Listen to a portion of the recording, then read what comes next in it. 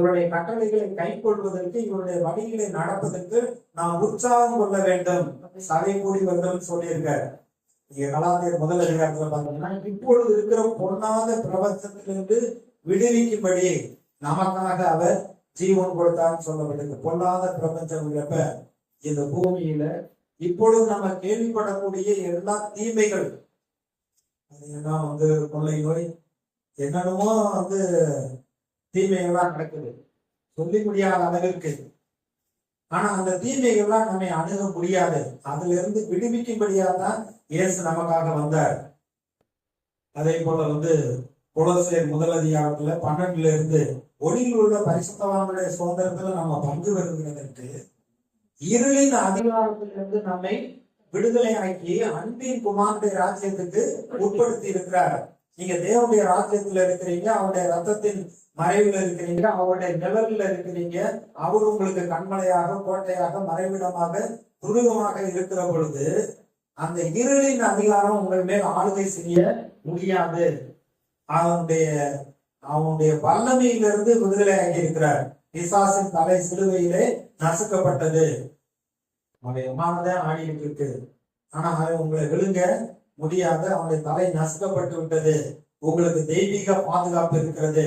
இதை விசுவாசிக்க வேண்டும். கர்த்தரை நேசிக்க வேண்டும். அவருடைய கற்பனைகளை நம்ம கை கொள்ள வேண்டும். நம்முடைய வாழ்க்கையில ஆவியின் கனிகள் நமக்குள்ளே உண்டாகுவதற்கு நம்முடைய மனதையும் இருதயத்தையும் ஒவ்வொரு நாளும் ஆயத்தப்படுத்த வேண்டும். பொருந்தியர்கள் சொல்றாரு, நீங்கள் ஒருவரை ஒருவர் கடித்து பட்சித்தீர்களானால் அழிந்து போயிருக்கிறார். விசுவாசிகளுக்குள்ள, கர்த்தருடைய பிள்ளைகளுக்குள்ள, குடும்பத்துக்குள்ள ஒருத்தருக்கு ஒருவர் குற்றம் சொல்லி ஒருத்தருக்கு ஒருத்தர் கடுமையான வார்த்தைகளை பேசி அப்படி கடிந்து கொள்கிற பொழுது நம்ம தான் அழிவை அறிவித்துக் கொள்கிறோம். இதைத்தான் பிசாசு செய்யறான். அது நம்ம சோதனையை கொண்டு வருகிறான், கோபம் கொண்டுகிறான், எரிச்சல் உண்டாக்குகிறான், இன்னும் பேச வைக்கிறான். எபேசியர் 5வது அதிகாரத்துல 4வது அதிகாரத்துல பின்னாடி 4வது வசனத்துல பாத்தீங்கன்னா, பிசாசுக்கு இடப்படாத இருக்கு. அவன் திருடவும் அடிக்கவும் தான் வருகிறான்.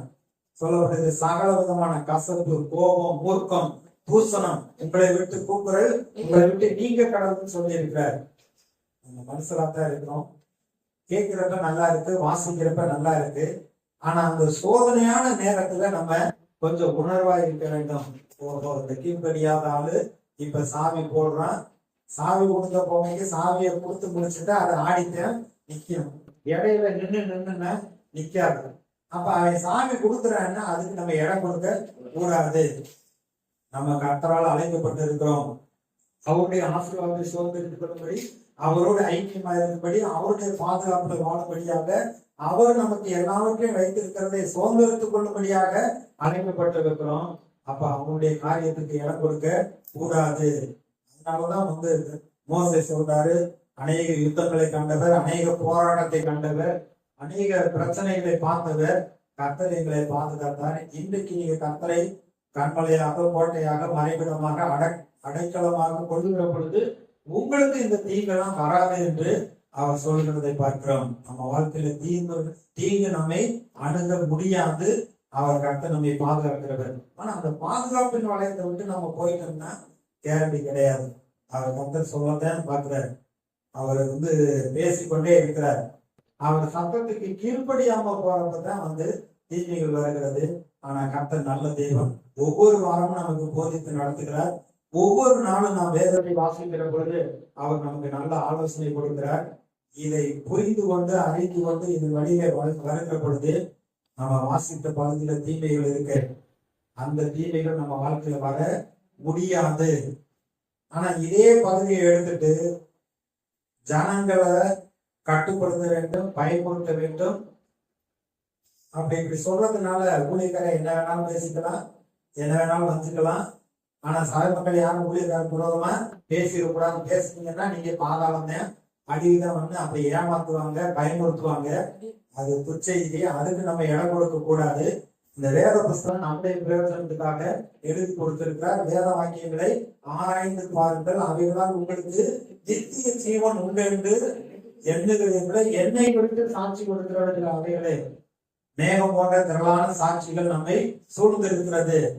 அவர்கள் கீழ்ப்படியாமையினால அந்த மரணம் தீங்குகள் அவர்களுக்கு வந்தது. நாம் கீழ்ப்படுகிறவர்களா இருக்கிற பொழுது, கர்த்தருக்கு உண்மையுத்தவமா இருக்கிற பொழுது, அந்த தீங்குகள் இருந்து கர்த்தர் நம்மை பாதுகாக்கிற தேவனா இருக்கிறார். நம்முடைய வாழ்க்கைக்கு வெற்றிக்கும் தோல்விக்கும் நம்ம தான் பொறுப்பெடுக்க வேண்டும். மற்றவர்களை யாரையும் குறை சொல்ல கூடாது. என்னுடைய முன்னேற்றத்துக்கு நான் தான் பிரயாசப்பட வேண்டும். என்னுடைய நஷ்டத்துக்கும் குறைவுக்கும் நான் தான் பொறுப்பெடுக்க வேண்டும். சூழ்நிலையை நம்ம சொல்லக்கூடாது. சூழ்நிலை மாறும். பிசாசையும் சொல்ல முடியாது. எல்லாத்துக்கும் பிசாசா பாவம் செய்யும்படி அவனை காசு கொடுக்குறான், அவனை இழுத்துட்டு போறான், அவனை செல்லுல எல்லாத்தையும் பார்க்க சொல்றேன், கேட்க சொல்றேன், ஐடியா கொடுக்குறேன். ஆனா இந்த ஐடியாவுக்கு நம்ம இடம் கொடுக்க கூடாது. பிசாசும் பிரச்சனை இல்லை, அது மாதிரி சூழ்நிலையும் பிரச்சனை இல்லை. இல்ல கர்த்தர் தாங்க எனக்கு விரோதியா இருக்கிறாரு, எனக்கு எதையுமே நடக்க விடாதபடிக்கு அவர் தான் தடுக்கிறாரு, நன்மையை வரவிடாம தடுக்கிறாருன்னு சொல்லி கடவுள் நமக்கு விரோதியா கிடையாது. அவரை கேட்டால் உயிரையே கொடுத்திருக்கிறார். உயிரே கொடுத்து நம்ம மேல அன்பு கொடுத்திருக்கிறார். அவர் நம்முடைய பட்சத்துல அவர் இருக்கிறார். இப்படி ஆண்டவரை ரட்சகரா ஏற்றுக்கொண்டு வந்ததுனால நம்ம பாக்கியவன்கள், நமக்கு ஒப்பானவர்கள் இந்த போட்டியில ஒருவரும் இல்லை. அதனால தெய்வீக பாதுகாப்பு நமக்கு இருக்கிறது. நம்ம கர்த்தரை சார்ந்து கொள்வோம். இன்னும் அவருடைய பரிசுத்தத்துக்கும் அவருடைய சித்தத்துக்கும் நம்ம ஒப்பு கொடுப்போம். நம்ம கர்த்தர் கூட இருந்து நம்மை பாதுகாத்து நடத்துகிற ஜெபம் பண்ணுவோம். அன்பான பரலோக பிதாவே, நாங்கள் சோதரிக்கிறோம். இந்த ஆராதனை வேலைக்காக நாங்கள் நன்றி சொல்லுகிறோம். நாங்கள் வேதத்துல வாசிக்கிற கர்த்தாவே, பழைய ஏற்பாட்டிலையும் சரி புதிய ஏற்பாட்டிலையும் சரி நடந்த சம்பவங்கள்லாம் அவையெல்லாம் எங்களுக்கு திருஷ்டாந்தமாக ஆண்டவரே எழுதப்பட்டிருக்கிறது என்று சொல்லப்பட்டிருக்கிறது. கர்த்தாவே, எங்களை துதிக்கிறோம், சோதரிக்கிறோம். பொல்லாப்பு நேரிடாத வாதைகள் கூடாரத்தை அணுகாது என்று சொல்லியிருக்கிறேன். எங்களையும் சரி எங்களுடைய எல்லாவற்றையும் நீ வேலையடைந்து பாதுகாக்கிறபடியால் உங்களுக்கு ஸ்தோத்திரம். அவரவர்கள் அழைக்கப்பட்ட நிலைமையிலே தேவனுக்கு முன்பாக உண்மை உத்தமமாய் நடக்க வேண்டும் என்று எதிர்பார்க்கிறேன் கர்த்தாவே. நாங்கள் ஒவ்வொருவரும் தேவனுக்கு முன்பாக நீர் எதிர்பார்க்கிற அளவிற்கு பரிசுத்தத்திலும் உண்மையிலும் சத்தியத்திலும் உங்களுடைய சித்தத்தை நாங்கள் செய்வதிலும் அவைகளின்படி நாங்கள் நடக்க எங்களை அர்ப்பணிக்கிறோம் கர்த்தாவே.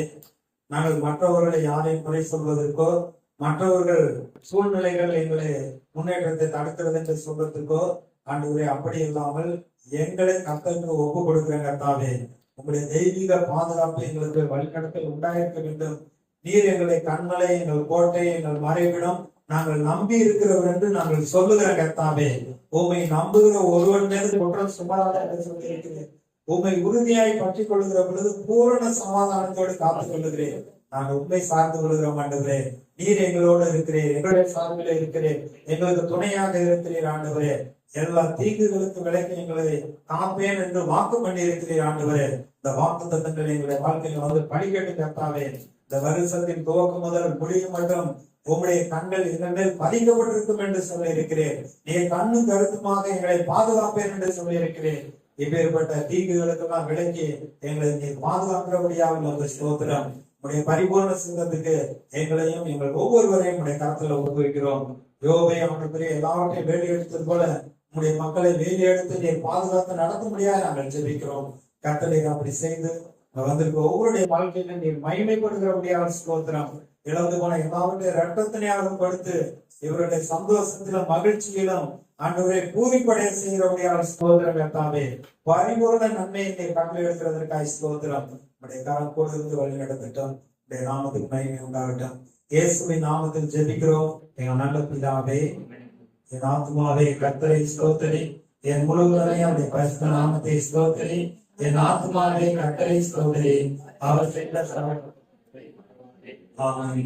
கர்த்தராகிய இயேசு கிறிஸ்துவின் கிருபையும் பிதாவாகிய தேவனுடைய அன்பும் பரிசுத்த ஆவியானவருடைய ஐக்கியமும் நம் அனைவரோடு கூட என்றைக்கும் இருப்பதாக கர்த்தர் உங்களை ஆசீர்வதிப்பார்.